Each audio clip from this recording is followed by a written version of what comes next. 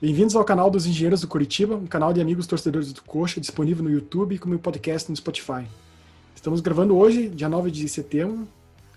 Um jogo difícil até de definir se foi um bom ou mau resultado, né? O Coxa empatou fora de casa por 3-3 contra o Goiás. O Curitiba começou dominando o jogo, deu pouco espaço ao Goiás e o resultado 2-0 parecia até natural, né? Teve até outras chances, como a do Sassá. Mas assim, no final da primeira etapa parecia aquele filme que a gente já viu, né? Tudo mudou, né? Teve um pênalti do William Matheus, colocou a mão na bola. Aí o Rodolfo Limão fez uma expulsão, foi expulso num lance. Eu não sei dizer o que dizer do lance, né? E aí o segundo tempo parecia até começado bem, né? O jogo parecia controlado, mas aos poucos, acho que a diferença de um jogador, o Coxa foi até aparentemente foi cansando também. O Goiás foi pegando mais na bola, dominando. Até que empatou, né? Num lance assim, que a zaga deu bastante espaço. E a virada, um lance infeliz do Sabino, né? Ainda deu para empatar, né, no final, um pênalti, né, que foi muito parecido até com o do William Matheus, assim, um lance que não desnecessário, mas aconteceu, então pelo menos empatou, né. Então hoje temos as participações do César, Enzo, Mauro e eu. Então vamos começar com o Mauro dizendo o que achou do jogo. Boa noite, Fernando, Enzo, César. Eu sempre gosto de citar, né, alguém. Hoje eu vou citar o meu cunhado, o grande torcedor coxa branca, Ricardo Viller, que falou que hoje foi um dia de coxice. E é isso mesmo. O time estava bem, né? Acho que a gente não tinha visto um primeiro tempo tão bom quanto fizemos hoje. Tudo bem que tem a fragilidade do time adversário, mas não importa. É jogo de Brasileirão Série A. A gente estava jogando fora de casa e finalmente apresentávamos um bom futebol, a meu ver, né? Com vários destaques aí que a gente vai falando ao longo do programa. E aí, de uma hora para outra, uma mão na bola, uma mão boba, eu diria, do William Matheus, né? Que vinha fazendo também uma boa partida, fez um grande jogo, exceto em relação a esse lance que acaba maculando toda a atuação dele, né? E aí o pênalti, né? Aí o Goiás faz o gol e depois aquele lance completamente bizarro, né? Incompreensível do Rodolfo Filemon, né? Que, aliás, diga-se de passagem, já tinha dado uma pichotada num lance anterior, e aí eu também faço questão de ressaltar a precisão cirúrgica do Enzo para analisar, né, os jogadores. Ele já tinha dito que não gostava de zagueiro canhoto pela direita, e foi exatamente o que aconteceu na pichotada. Ele foi tentar sair jogando de perna direita, errou da bola, deu no pé do jogador, quase saiu o gol do Goiás. Ali começou já a primeira coxice, né? E aí, no segundo tempo, a gente ainda tentou se defender. Acho até que com 10 jogadores, surpreendentemente, a gente estava conseguindo levar o jogo, né, razoavelmente bem, mas chegou uma hora que não deu, né? E aí o Goiás empatou e depois teve aquele lance infeliz do Rodolfo e do Sabino, né? E no final acabamos empatando. Então, assim, é claro que no final a gente acabou ainda ficando com aquele sentimento de, pô, ainda bem que empatou, mas se você for analisar, a gente perdeu a chance hoje de ganhar 3 pontos fora de casa, um jogo que a gente dominou amplamente, né, enquanto esteve numericamente igualado ao adversário. O time do Goiás muito fraco, estava amplamente dominado pelo nosso time. E aí a gente inexplicavelmente conseguiu se complicar sozinho, né?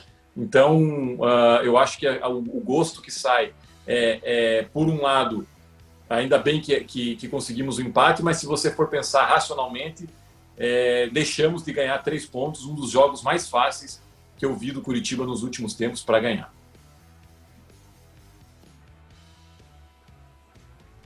Vai lá, Enzo. Boa noite, Fernando. Boa noite, Mauro, César. Sinceramente, esse acho que foi um jogo assim, bem de segunda divisão, né? O, o Curitiba fez o primeiro gol, um gol bonito, né? Numa jogada envolvente, jogada bem trabalhada. O Curitiba já tem feito gols assim, né? Com o William Matheus cruzando e tal. O Sassá escorou de cabeça e o Robson fez 1-0. O segundo gol do Curitiba foi esdrúxulo, né? O zagueiro recuou mal, o goleiro Tadeu, ex-Curitiba, né? Tentou tirar e jogou no William Matheus e saiu o gol. 2-0. Bom, aí você pensa, né? Pô, 2-0. calma, né? Vamos tocar bola, né? Vamos trabalhar a bola, vamos concentrar. O Goiás totalmente perdido, né? O técnico do Goiás estava com uma expressão no rosto assim de derrotado, não sabia o que fazer, né? Mas o Curitiba tem o Sassá, né? Tem o William Matheus. O Sassá vai lá, faz uma falta desnecessária, ridícula a falta que ele fez no jogador do Goiás, né? O Goiás bate a falta, o William Matheus sobe que nem um goleiro, né? Acho que ele quis agarrar a bola, não sei o que ele quis fazer ali. O braço erguido. Eu nunca vi um jogador subir com o braço para cima igual ele tava ali. Totalmente. Eu não consigo compreender, sério mesmo, não consigo entender isso. Até acho que houve uma carga nele ali, no William Matheus. Não entendo por que os juízes não revisam no VAR lances do Curitiba, né? Mas outra discussão. E pênalti pro Goiás, né? Aí o gol, 2-1, o jogo já... Olha, já tava começando a ficar desconfiado depois daquele 2-1. Sinceramente, já falei, ih, agora vai começar, né? Igual o Mauro falou ali, né? Aquela velha história, né, que a gente já conhece. Aí o Rodolfo Filemon, que... não sei, eu não consigo culpar ele, porque eu entendo que ele joga na posição errada. Tá? Só que cometeu um erro, nesse caso, nesse lance aí, um erro esdrúxulo, né? Não sei o que esses jogadores pensam, né? Quis dar um coice, no jogador do Goiás, né? E atingiu ele na pior região que poderia ter atingido ali, né? Com coice. Enfim, foi bem na cara do juiz, então não tinha o que fazer, né? O juiz foi lá e expulsou. Bom, aí já estava desenhado, né? O segundo tempo, né? Estava desenhado, o Goiás para cima, fez 2-2 num lance que você observa por que o Natanael não é titular, né? Você vê que ele não consegue dar cobertura ali, né? Aí o 3-2 acho que foi a jogada mais ridícula da história do futebol brasileiro, não sei. O cara cruzou, o Rodolfo furou, o Sabino foi querer tirar de direita, né? Que não pode, zagueiro canhoto não pode usar a perna direita. Foi querer tirar de direita e meteu pro gol. Ou seja, o Curitiba empatou o jogo, virou o jogo. Puxíssimo. Virou o jogo. O Curitiba virou o jogo sozinho, ele mesmo. O comentarista ali, o Lino, foi muito feliz ali, né? O Curitiba conseguiu. E aí eu desisti de ver o jogo, confesso que eu não vi mais, tá? Sinceramente, eu desliguei a televisão e fui fazer outra coisa. Eu até absorver isso aí, não tem condição, né? O jogo ganho, 3 pontos garantidos, o jogo tranquilo, de repente 3-2. E aí, o Goiás também é outro, né? Fez a goiazice daí, né? Aí o cara conseguiu botar a mão na bola no último minuto. Impressionante. Não, aí o Curitiba conseguiu empatar, né? Pelo menos um ponto. Senão, eu acho que aí a gente desistir, né? Se a gente perde o jogo, a gente desistir, né? Porque daí não tem o que fazer, né? Não sei. Infelizmente foi bizarro, assim, bizarro mesmo, né? Sério mesmo. Não tem como não ser 16º colocado, 17º, fazendo essas lambanças aí, monumentais que o Curitiba sempre faz. Então, infelizmente é só isso que eu tenho a dizer.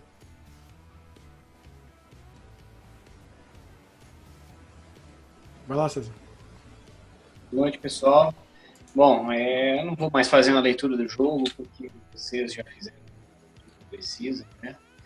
Não tem nem o que falar do coice que o nosso amigo Rodolfo Filemon deu, e é o responsável, um dos principais responsáveis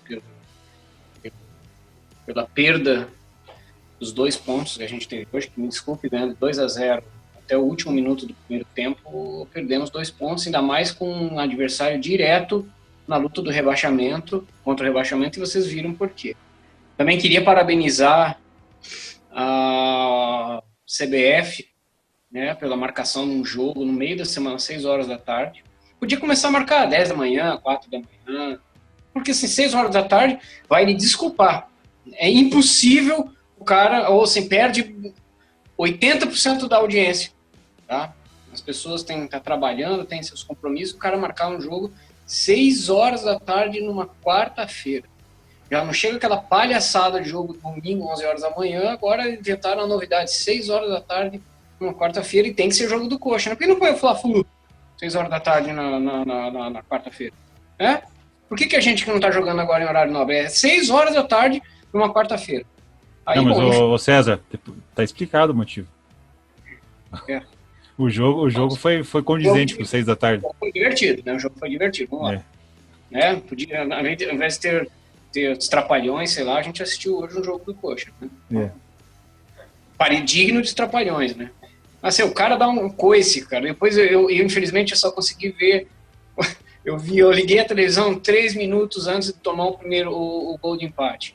Então assim, mas aí eu fui ver os lances, aquele coice que o amigo lá deu, o Rodolfo Filemon, é digno de... O que o cara esperava com aquele lance no meio campo?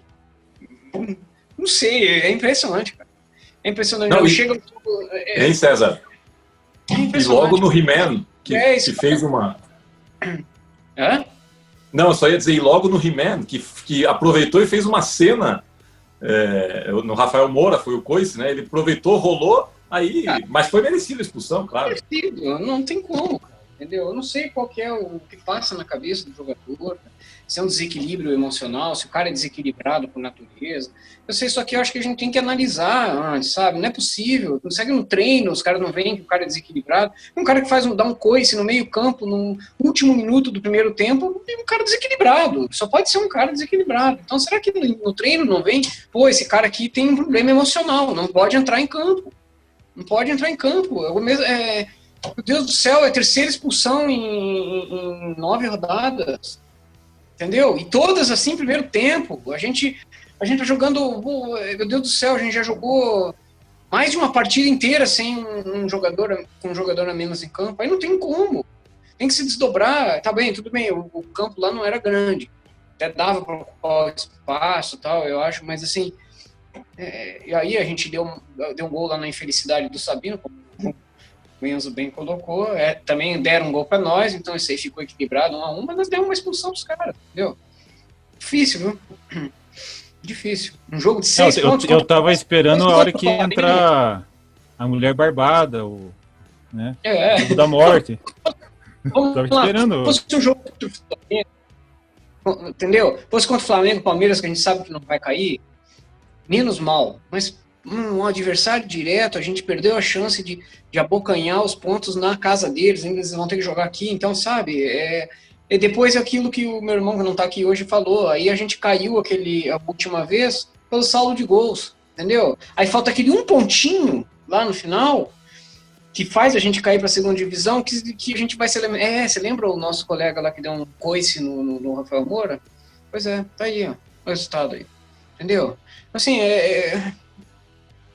enfim, vamos lá, né? Próximo jogo é Atlético Paranaense, né? Então, vamos ver se o Rodolfo não será que não volta, sabia? O Rodolfo já para começar desde o início? Eu acho que não tem nem opção, né? Vai ter que ser, né? Porque eu acho que o outro reserva é o Henrique Vermute, né? Acho difícil botar ele de cara assim, né? Mas eles pensaram agora aquele cara que tinha vindo para a Série B ano passado, como era o nome dele, cara? Rafael Lima. Eles pensaram assim, Rafael Lima.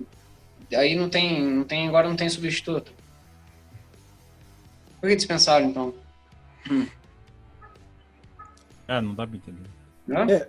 Do jogo, eu não consigo entender se o Rafael Lima é pior do que... Na Série B ano passado, ele não era tão ruim assim quanto... Eu não acho o Rafael Lima ruim, não acho o jogador ruim. Não acho. Ele só é lento, mas ele é bom assim de saída de bola.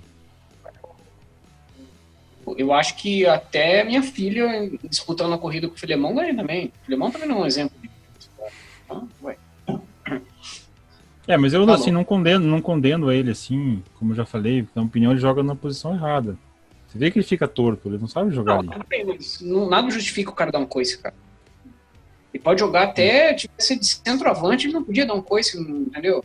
Eu até concordo com você, você tem falado isso aí em todos os programas, desde quando ele entrou, e tem razão, aquela pichotada eu vi depois do lance realmente é digna de quem tá com a perna errada, no lado errado, mas, como até o Mauro falou, mas enfim, e aí, aquele coice ali não tem condição. Mas vamos lá. É a vida. Eu acho que cabe destacar, assim, que enfrentamos talvez não, com certeza dos 9 adversários, esse foi o mais fraco, disparado, né? O Goiás, surpreendentemente, foi mais fraco talvez do que a gente jogou Cianorte e outros times assim que a gente enfrentou, porque foi uma fragilidade assim, porque o Coxa parecia tranquilo no jogo, né? No primeiro tempo. E realmente teve o pênalti e a expulsão que mudaram tudo, né? Não dá para saber se o Goiás no segundo tempo não teria mudado o jogo. Talvez tivesse tomado empate da mesma forma, mas não tem como não botar esse jogo na conta do Filemon, porque mudou totalmente. Mas não só nele, eu acho que no pênalti também, o Sassá fez uma falta que não precisava fazer, entendeu? Ele atropelou o cara, ele veio correndo lá de trás e atropelou o jogador do Goiás. Aí o William Matheus sai que nem um goleiro, tenta pegar a bola com a mão. Não, eu entendo, muito atrapalhada, uma atrás da outra, sabe? Muito atrapalhada, mas dá pra entender que isso é situação de jogo, né? Uma coisa é jogo, acontecem erros, falhas que acontecem pros dois lados, sim, são times que estão lutando pra não cair, então são os mais frágeis. Agora, o que o Filemon faz... Não é à toa que estão onde estão. Não, o jogo de hoje parecia o jogo do final da Série B do ano passado. O povo tava disputando pra ver quem ia continuar na Série B, não quem ia subir, né? O América lá, aquela disputa lá, todo mundo perdendo. Foi ridículo, mas... Fernando, agora, tirando esse lado negativo, né, que eu acho que a gente tinha que ressaltar mesmo, porque foi muito gritante, né?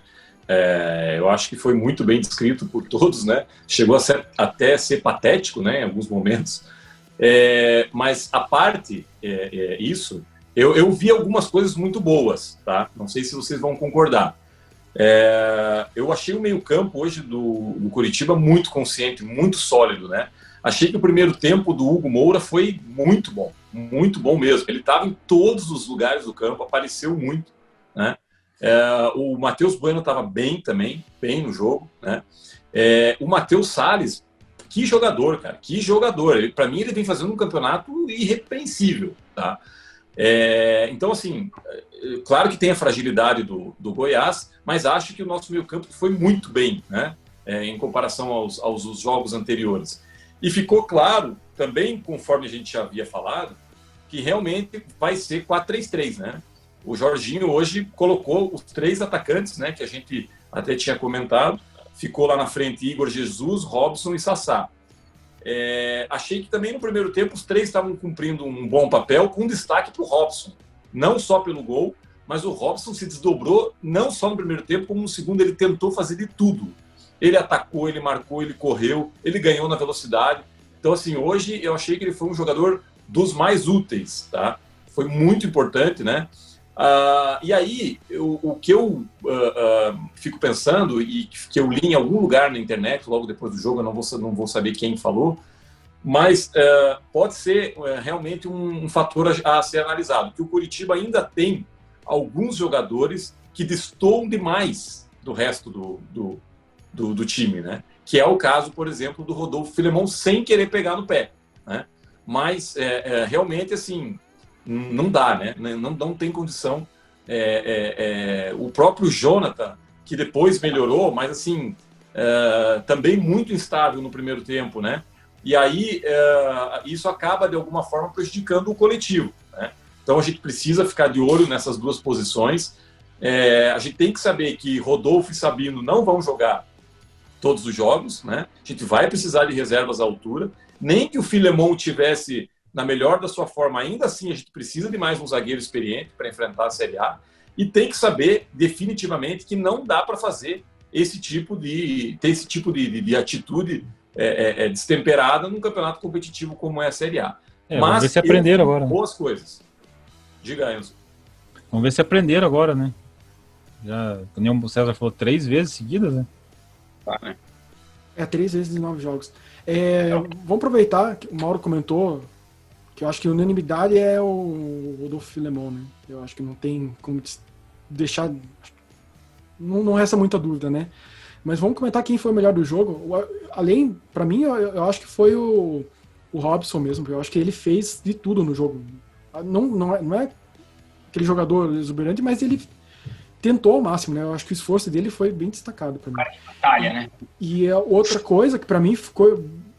que eu gostei, que não tem a ver com o campo, foi o Jorginho dele ter enxergado as fragilidades que aconteceram no outro jogo, ele mexeu o esquema tático.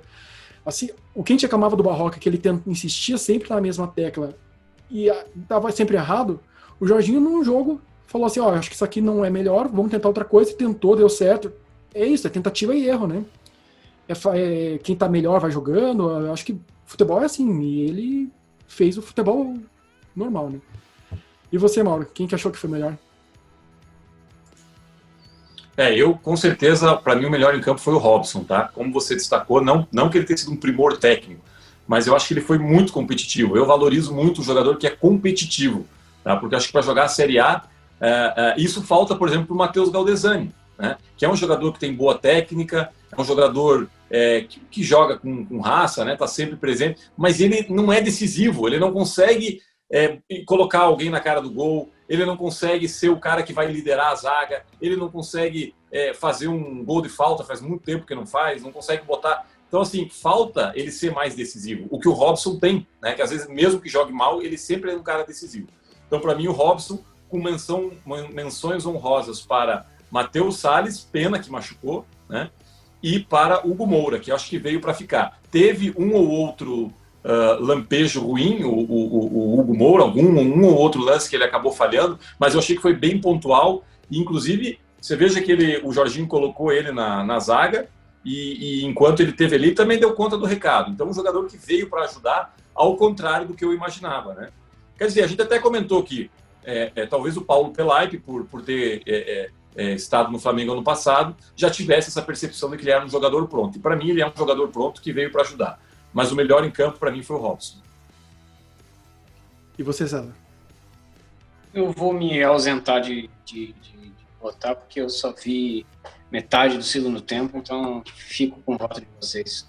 Beleza. Olha, eu queria fazer uma análise. No jogo passado ficou claro que o 4-4-2 o Curitiba não dá para jogar com o Giovanni Augusto, alguma coisa desse tipo, porque o Curitiba fica muito lento, né? A transição da defesa para o ataque é muito lenta. E com 3 atacantes fica rápido, né? Mesmo que seja o Igor Jesus, você tem mais velocidade, você está mais perto do gol mais vezes. E eu acredito que o futebol tem que ser assim, mais vertical, principalmente o Curitiba que joga atrás. O Natanael, para mim, ficou claro que não pode ser titular do Curitiba, porque o Curitiba tomou 2 gols nas costas dele, o gol do empate e o terceiro gol. Então ele é um jogador ainda muito experiente, não sabe marcar direito, não sabe fazer a proteção ali na cobertura. O futebol é decidido no jogador ruim, não no jogador bom. Aí você pode ver hoje o jogo do Curitiba, né? Quem decidiu foi o jogador ruim. O jogo estava na nossa mão. Infelizmente,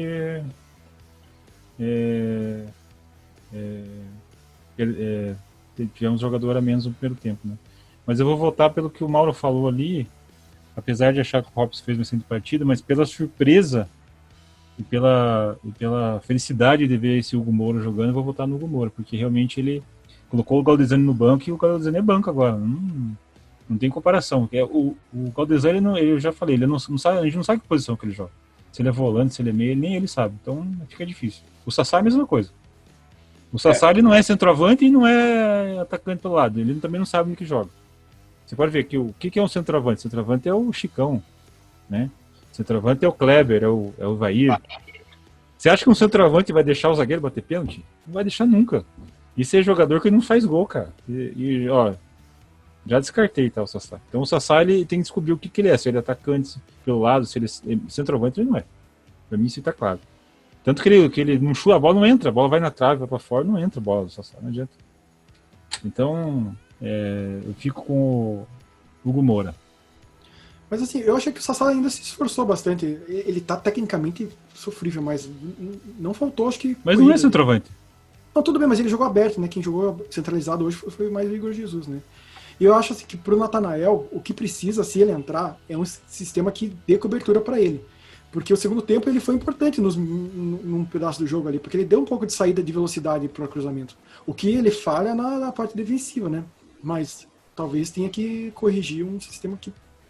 Mas não dá pra jogar assim, né? Vou jogar com time forte e vai explorar esse lado do Curitiba. A gente vai tomar gol, como o Goiás fez 2 ali.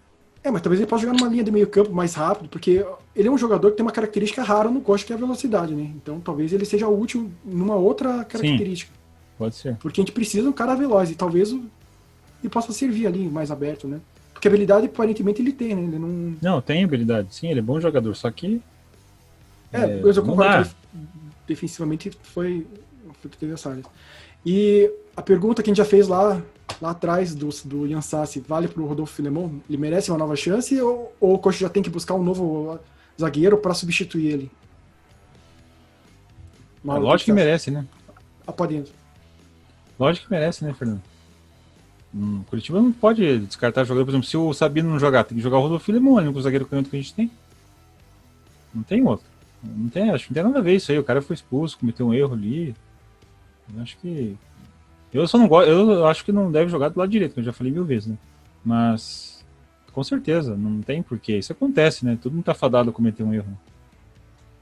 Enzo, eu concordo que também não dá para descartar. A gente nem pode se dar esse luxo, né? Não tem como descartar. Mas eu acho que nesse caso é até pior que o do Ian Sassi, sabe?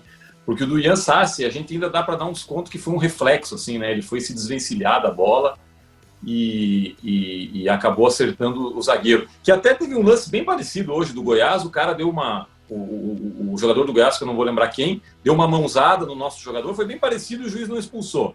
Então, assim, a do Ian Sassi eu já na época já tinha achado bastante grave, mas dá para dar um desconto, né? A do Filemon é muito pior, porque é uma coisa totalmente...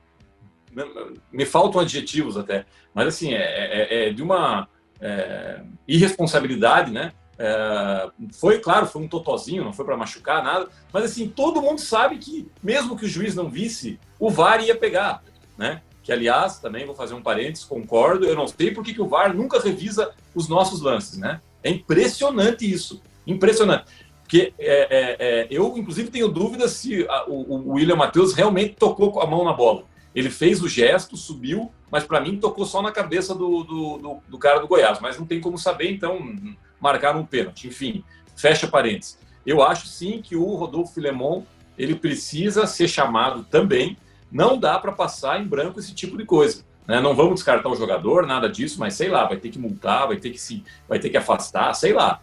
Não dá. O cara tem que ter noção do prejuízo que causa um ato desnecessário, né? Para ele aprender a não fazer da próxima vez.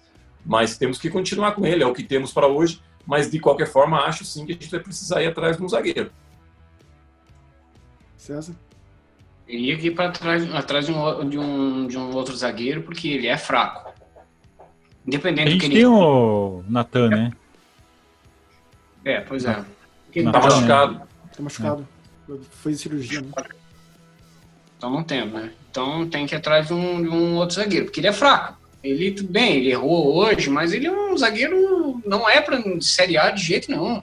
Ele é zagueiro para jogar no Cianorte, no União Bandeirante, no Matsubara, mas esquece, cara, pra jogar no Coxa, no Série A. Não, só porque ele é barbudão, bonitão, cai fora disso aí, cara. Se não joga, pode esquecer, cara. Se não é jogador para jogar na zaga, pegar um Gabigol pela frente, pegar um atacante aí do Palmeiras, o Luiz Adriano, esquece, cara. Fraquíssimo. Ele serve aí para tapar buraco, porque a gente não tem outro, mas pode ir atrás do zagueiro. Tão necessário quanto um meia é um zagueiro, ainda mais a função do zagueiro que tende a tomar mais cartão, a ficar mais tempo suspenso. A gente tem que ter uma dupla de zaga reserva, se não igual, pelo menos à altura, para substituir. O Campeonato Brasileiro de Série A é um dos campeonatos mais difíceis que existem. A gente tá jogando a Série A, meu amigo. Não estamos jogando Série B lá contra o São Bento, o Paraná Clube, não. Desculpa, cara. O Rodolfo Filemon, ele pode ser um cara legal, tal, mas para jogar na nossa zaga... Eu concordo. Assim, não é questão de dispensa, mas para mim ficou claro que, além dele ter deficiência para jogar na Série A, porque ele não é rápido, ele não é bom pelo alto, e por baixo ele também não é excelente. Então ele não é bom em nenhuma das 3 características que seriam úteis, e falhou num lance hoje que um zagueiro não poderia falhar. Então falta também, talvez, a experiência de jogar a Série A. Então não é Coxa, para mim, precisa ter bons zagueiros ali na reserva. Até porque, pela proposta que o Coxa quer jogar, a zaga é fundamental, né? Porque não adianta nada jogar defensivo e ficar tomando 3 gols igual hoje, né? Não adianta nada jogar defensivo assim. Ter um time defensivo, né? Mas um outro assunto, assim, é porque, pô, são 3 expulsões em 9 jogos, né? E 2 delas foram desnecessárias, né? Dá pra até discutir que se a terceira também foi do René Júnior, né? René Júnior, o Sassi e hoje, né? Tem algum relacionado? Será a um time inexperiente ou foi um acaso? O que vocês acham? O que você acha?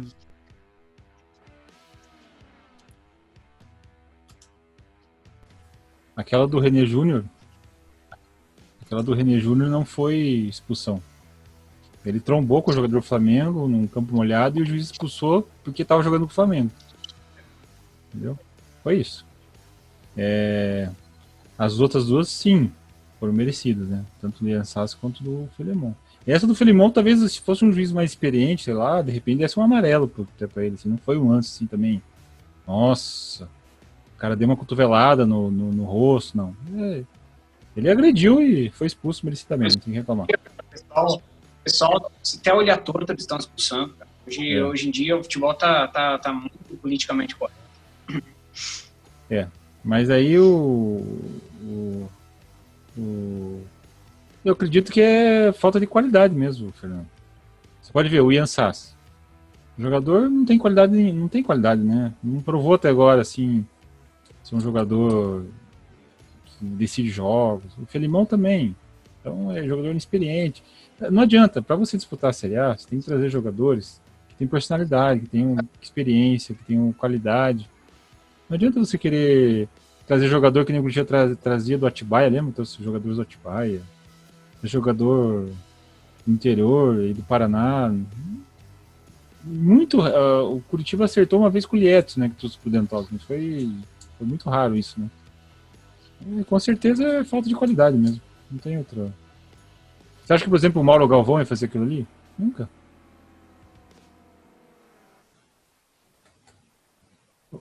Ô Mauro, tá no mudo.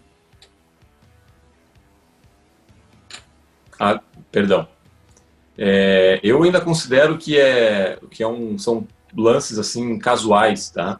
Embora, se vocês, não sei se vocês acompanharam, as notícias que tem saído é que o Paulo Pelaipe e o Jorginho não querem jogadores abaixo ou acima de 30 anos? Acima, né? Acima, né? Eles não querem acima, né? Isso. Então, me parece que não é o diagnóstico de que falta experiência, tá? Me parece que são lances casuais, mas uma coisa que eu queria colocar aqui, eu acho que o Jorginho, ele tá tendo eu tô gostando, assim, da evolução do time, sabe? Eu tô cada vez mais acreditando na habilidade dele em fazer o jogador progredir.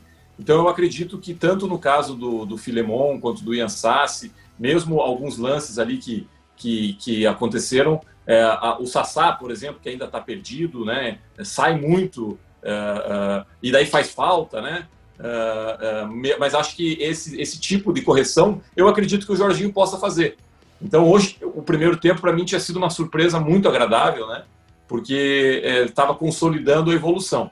Então, vamos considerar que, novamente, na nossa linha de tendência, a gente teve um pequeno percalço, mas a linha de tendência ainda ela continua progressiva. Então, vamos acreditar nisso.